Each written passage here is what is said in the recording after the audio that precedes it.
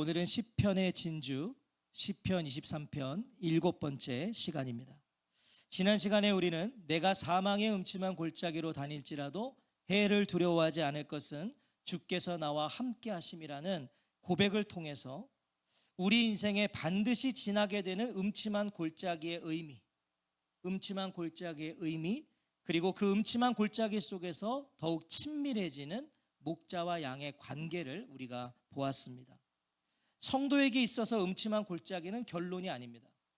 음침한 골짜기는 반드시 와요. 반드시 만나요. 그러나 그게 결론은 아니다. 지난주 시간을 생각해 보세요. 그 음침한 골짜기는 여름 방목장으로 가는 길이고요, 쉴만한 물가와 푸른 풀밭으로 가는 길이고요, 또한 생명을 얻는 길이에요. 하지만 조건이 있죠. 목자가 함께 있다면 말이죠. 목자가 함께 있으면 음침한 골짜기를 지나도 괜찮아요. 목자가 없으면 문제가 돼요. 하지만 목자가 있으면 그 길에도 뜻이 있어요. 자, 다윗은 목자 있는 양입니다. 시편 23편에 그걸 고백하잖아요. 여호와는 나의 목자시니. 그는 목자 있는 양이에요. 그래서 어제도 오늘도 내일도 다윗은 고백할 수 있는 거죠. 내가 사망의 음침한 골짜기로 다닐지라도 해를 두려워하지 않을 것은 주께서 나와 함께 하심이라. 언제나 고백할 수 있는 거예요. 자, 그리고 이어지는 고백이 오늘 우리가 상고할 부분이에요. 다윗은 하나님께서 어떻게 사망의 음침한 골짜기에서 자신과 함께 해주셨는데 그럼 어떻게 함께 해주셨는가? 그것을 구체적으로 밝히고 있습니다. 오늘 본문의 하반절이죠. 주의 지팡이와 막대기가 나를 안위하시나이다. 이렇게 구체적으로 나를 인도해 주셨다는 거예요. 다윗은 목자이신 하나님이 자신을 안위해 주셨다고, 안위해 주신다고, 안위해 주실 것이라고, 어제도 오늘도 내일도 나를 안위하실 것이다 라고 고백합니다. 여기서 안위는 위로하다, 동정하다, 안심시키다예요. 그러니까 안위하시나이다는 그럼 뭐겠습니까? 나를 위로하며 안심시키신다. 자, 이것은 하나님께서 마치 양떼를 위해 목숨을 걸고 싸우는 목자처럼 당신의 양들을 위험에서 안전하게 지켜주신다는 거예요. 제가 참 잊혀지지 않는 한 목사님의 표현이 있는데, 목자는요 자기 양을 혹 짐승이 맹수가 와서 이렇게 물어서 가버려면요, 목자는요 따라가서 내 양의 시체라도 가져오는 거예요. 그게 목자라는 거예요. 혹 물어가도 아유 어쩔 수 없어, 이건 목자가 아니라는 거죠. 목자는 끝까지 따라가서요 내 양 시체라도 끌어안고 오는 거예요. 바로 하나님이 지금 그런 목자처럼 안위하신다, 지켜주신다, 안심시켜주신다, 이렇게 고백하고 있는 거죠. 자, 무엇으로 안위하신다고 합니까? 지팡이와 막대기, 이 두 가지로 안위하게 하신다는 거예요. 우리가 목자를 연상할 때 바로 떠오르는 것은 뭐죠? 목자 하면 뭐가 떠오르세요? 지팡이. 네. 우리가 영화나 그림에 보면 늘 목자들은 뭐 하나씩 딱 들고 있죠. 지팡이. 그런데 다윗은요 지팡이만이 아니라 뭘 말하고 있어요? 막대기. 8년간 목자로 살아보았던 필립 켈러도요 그의 책에서 목자가 양떼를 데리고 들에 나갈 때 늘 반드시 가지고 가야 될 두 가지가 있는데 그것이 지팡이와 막대기라고 말합니다. 실제로 목자를 해봤던 사람이 기록한 거예요. 반드시. 혹 장거리를 갈 때는 뭐 구급약이라든가 또 뭐 물, 목자도 먹어야 될 거 아니에요. 물, 뭐 이렇게 이런 걸 챙겨야 되지만 사실 그런 거보다 더 중요한 건 이 지팡이와 막대기다. 자, 우리가 다윗의 고백에 담긴 의미를 알기 위해서는요 먼저 지팡이와 막대기를 알아야 돼요. 왜 다윗이 그걸 말했을까? 그걸 알아야겠죠. 자, 개역개정 우리가 보는 이 성경에는 주의 지팡이와 막대기라고 되어 있어요. 지팡이가 먼저 나와요. 하지만 원어로 보면요 막대기가 먼저 나옵니다. 막대기. 자, 이 막대기는 보통 60cm 길이의 참나무 몽둥이입니다. 참나무 몽둥이. 세 가지로 사용된다 그래요. 그 용도가 하나는 양들의 수를 헤아리고 살피는 거예요. 이 몽둥이 딱 들고서 양을 세는 거예요. 양을 세고 또 양이 털이 복실복실하잖아요. 이 막대기로 털을 이렇게 헤치면서 양의 상태를 확인한다는 거예요. 뭐 피부병이라든가 이런 게 있지 않은가 확인할 때 씁니다. 에스겔서 20장 37절에 보니까 에스겔 20장 37절에 이런 말씀이 있어요. 내가 너희를 막대기 아래로 지나가게 하며, 막대기 아래로 지나가게 하며. 이거 무슨 의미냐면 이제 양들이 들에 있다가 우리로 들어올 때 이 양들이 막 오합지졸로 들어오지 않고 목자가 이렇게 림보처럼 막대기를 딱 뻗고 있대요. 뻗고 이 밑으로 들어가게 하는 거예요. 한 마리씩. 왜 그러겠어요? 이거는 양의 수를 확인하는 것이고 양의 상태를 보는 거예요. 이렇게 딱 있으면서 이 밑에 지나갈 때 다 확인하는 거죠.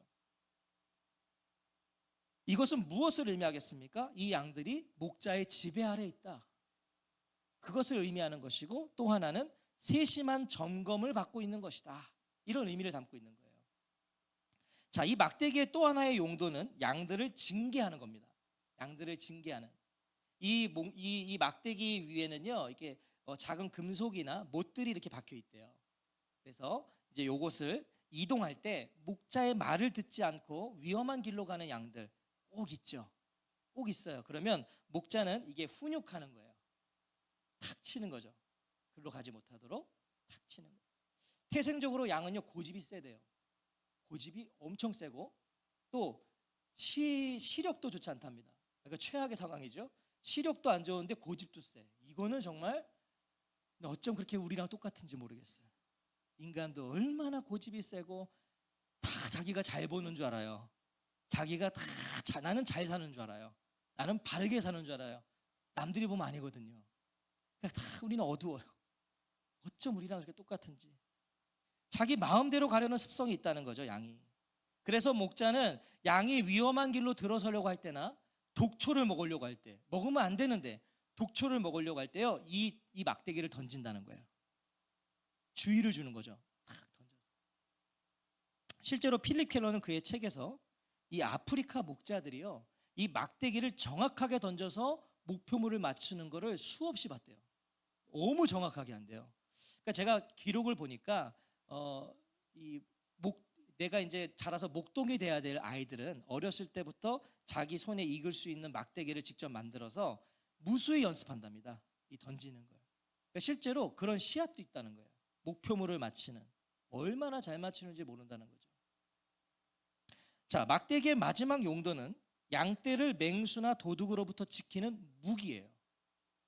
처음에는 양들을 헤아리고 살피는 거고, 두 번째는 양들을 훈육하는 거고, 세 번째는 무기, 양을 지키는 무기예요. 사무엘상 17장 43절에 보니까 블레셋 사람이 다윗에게 이르되 네가 나를 개로 여기고 막대기를 가지고 내게 나왔느냐 하고 그의 신들의 이름으로 다윗을 저주하고. 자, 다윗이 골리앗 앞에 선 다윗의 손에 뭐가 들려 있었다고요? 막대기. 자, 이거 뭐겠어요? 목동이었잖아요, 다윗이. 그러니까 목동이었던 다윗에게는 이 막대기만큼 익숙한 무기가 없는 거예요. 그거 들고 가는 거예요.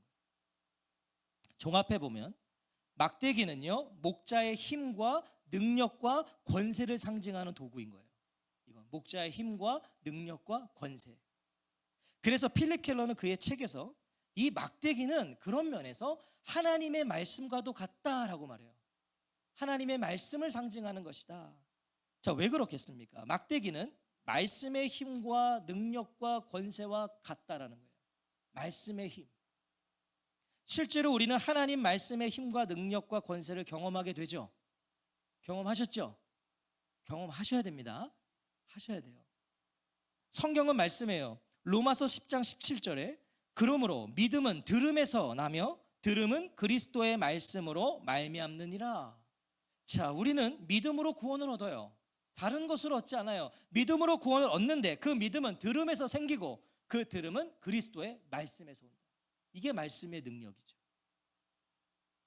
그뿐만이 아닙니다. 주의 말씀에는 위로가 있어요. 주의 말씀에 위로 받으셨어요? 받으셔야 됩니다.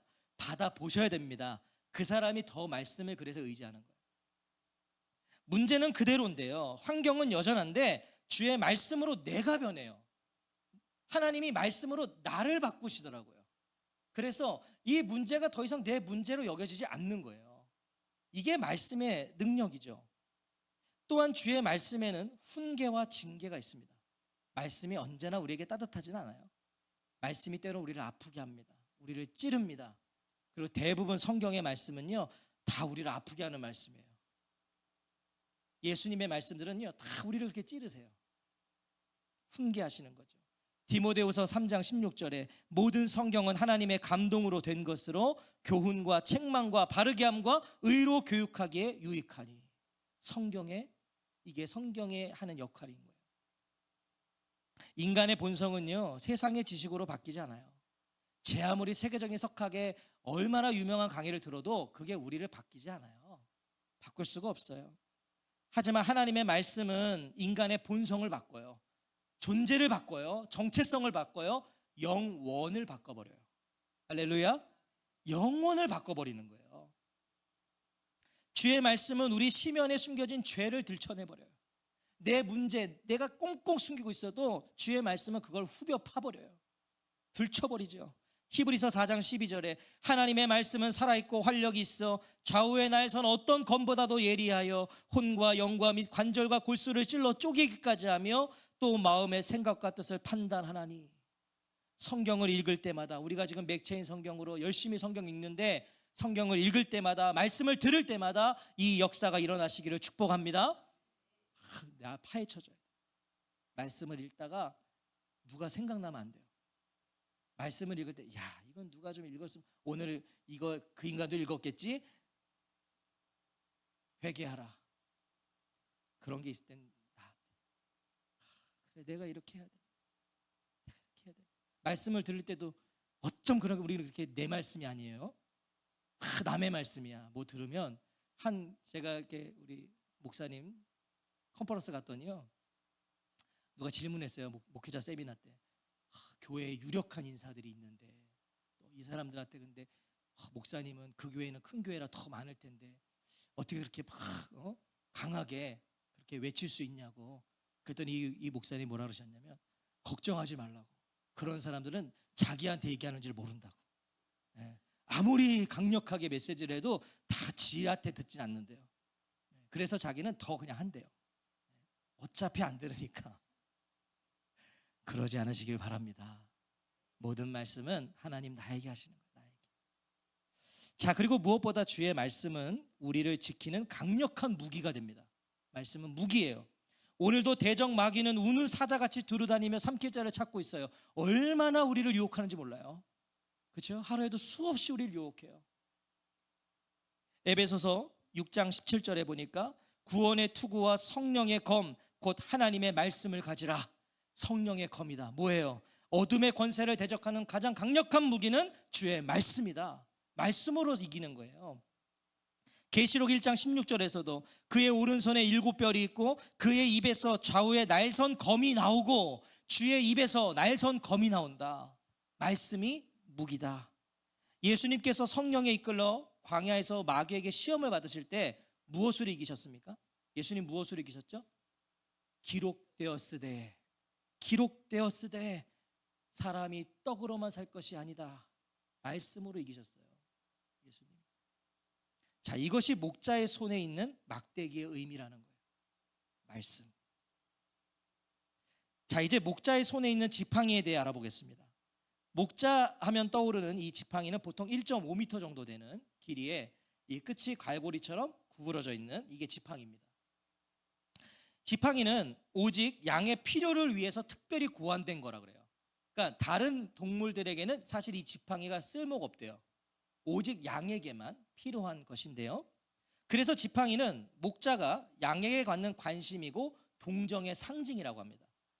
양에 대한 목자의 관심이고 동정의 상징이 바로 지팡이다. 목자는 지팡이의 갈고리 부분으로 경로를 이탈하는 양들을 이렇게 끌어올린대요. 이렇게 끌어들이는 거예요. 이 지팡이 갈고리로 딱 채서 다시 이렇게 바른 길을 갈 수 있도록. 또 구멍이나 바위 틈에 떨어진 양을 끌어올리기도 한답니다. 또 가시덩굴에 걸린 양을요 끄집어내기도 해요. 이 양이 시력도 안 좋지만 이 풀에 대한 집착이 굉장하잖아요. 그래서 가만두면 풀의 밑동까지 다 그냥 뿌리까지 다 파헤친다고 우리가 나누었어요. 그 양들이 풀을 먹다가 저 가시덩굴이 있는데도 거기 안에 풀이 있으면 또 들어가 먹는데요. 계속 먹다 보면 어떻게 되겠습니까? 이 털이 다 엉켜버려서 거기 그냥 가만히 있다는 거예요. 그럼 목자는 지팡이로 다시 끄집어내는 거예요. 또 수풀을 지날 때는요, 지팡이로 수풀을 이렇게 젖혀줍니다. 길을 내주는 거죠. 갈 수 있도록. 그리고 혹시 뱀이 있을 수도 있잖아요. 그런 것을 다 걷어주는 거예요. 양들이 갈 수 있도록. 그리고 이게 참 중요한데요. 필립 켈러를 통해 저도 알게 됐는데, 양이 새끼를 낳으면 목자는 이 지팡이의 갈고리 부분으로 그 새끼를 이렇게 살짝 들어서 이 어미 곁으로 이렇게 계속 옮겨준다는 거예요. 이게 사람이 목자가 손으로 해버리면 사람 냄새가 나서 이 어미들이 새끼를 거부한답니다. 그래서 이 지팡이가 절실한 거죠. 살짝 계속 옮겨주는 거예요. 어미 품으로. 또한 목자는 지팡이로 절대 양을 때리지 않는다 그래요.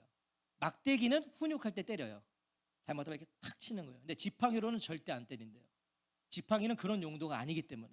지팡이는요, 가늘고 긴 지팡이는 이렇게 이 끝으로 양이 이렇게 좀 이탈을 하잖아요. 그러면 이 지팡이로 양 옆구리를 살짝 댄대요. 대고 이렇게 지그시 눌러주면 양들이 또 이렇게 싹 들어온다 그래요. 이건 그런 역할인 거예요. 이거는 돌보는 거예요. 자, 이처럼 목자의 지팡이는 온전히 양의 보살핌과 돌봄에 사용돼요. 막대기랑은 완전 다른 거예요. 필립 켈러는 막대기가 힘과 능력과 권세와 권징의 무기를 의미한다면 이 지팡이는 오래 참음과 친절을 의미한다라고 말해요. 오래 참음을 의미해요. 이 지팡이는. 그렇죠. 왜 양은 계속 이탈하거든요. 계속 지멋대로 가거든요. 목자는 계속 옮겨주는 거예요. 넘어지면 끌어주고 빠지면 끌어주고 오래 참음이죠. 오래 참음. 또 친절이에요. 막대기는 혼내는 거지만 지팡이는 이리 와. 거기로 가면 안 돼. 친절하다는 거예요.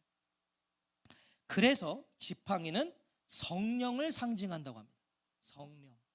지팡이가 양들을 목자와의 친밀한 관계 안으로 끌어모으는 역할을 하는 거잖아요. 멀리 가면 또 가까이 끌어모으고, 목자가 지팡이로 양들을 자신에게로 가까이 끌어모으고, 지팡이가 양들을 목자가 원하는 길로 인도할 때 사용되는 것처럼 성령님은 우리를 하나님께 가까이 인도하시고 우리를 하나님께서 원하시는 길로 인도하시는 분이시라는 거예요. 그게 성령의 역할이잖아요. 성령님의 우리를 계속 하나님께로 인도하는 거예요. 하나님께로. 요한복음 16장 13절에 그러나 진리의 성령이 오시면 그가 너희를 모든 진리 가운데 인도하시리니, 성령은 우리를 진리 가운데 하나님께로 인도하시는 거예요.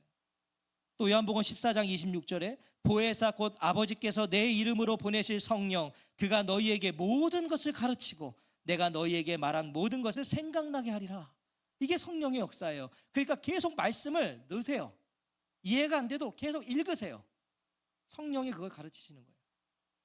로마서 8장 26절과 27절에서도 이와 같이 성령도 우리의 연약함을 도우시나니 우리가 마땅히 기도할 바를 알지 못하나 오직 성령이 말할 수 없는 탄식으로 우리를 위하여 친히 간구하시느니라. 마음을 살피시는 이가 성령의 생각을 아시나니 이는 성령이 하나님의 뜻대로 성도를 위하여 간구하십니다. 우리가 기도할 수 없을 때에도 말할 수 없는 탄식으로 우리를 위해 기도하시는 이가 계신데 성령이시다. 성령이시다. 오늘도 성령님은 우리를 하나님께로 인도하세요. 그래서 우리가 다른 길 갈 때 성도는 자기 마음대로 다른 길도 마음대로 못 가요. 성령께서 가만히 안 계세요. 성령께서 가르쳐 주세요. 너 지금 잘못 가고 있어.